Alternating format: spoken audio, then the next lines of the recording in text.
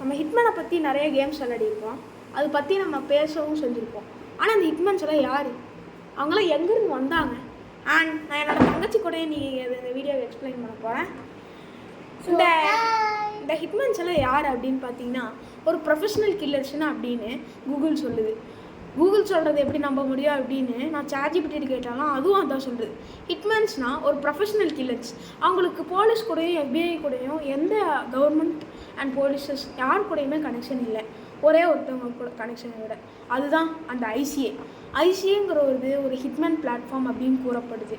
ஏன்னா ஏதோ ஒரு டார்கெட்டை இந்த ஐசிஏ என்ன பண்ணும் அப்படின்னா ஹிட்மேன்ஸை க்ளோனோ ஒன்றொன்னா உருவாக்கி அந்த ஹிட்மேன்ஸ் வந்துட்டு கரெக்டாக அவங்க எந்த மூடில் இருக்காங்க அப்படிங்கிறத செக் பண்ணி அவங்கள ஒவ்வொரு டார்கெட்டுக்கும் ப்ராக்டிஸ் பண்ணி அனுப்புவாங்களாம். ஃபஸ்ட்டு ஈஸியான டார்கெட்லேருந்து ஒரு கஷ்டமான டார்கெட்டுக்கு போவாங்க. ஆனால் இந்த ஹிட்மேன்ஸோட அதிக தொல்லைனால எல்லா டார்கெட்டும் கொள்றதுனால இந்த போலீஸ்க்கு வேலை இல்லாமல் போச்சு. அப்போ தான் இந்த மாதிரி ஹிட்மேன்ஸை பேன் பண்ண வேண்டிய நிலைக்குமே வந்துடுறாங்க. அப்போ என்ன நடந்தது தெரியுமா?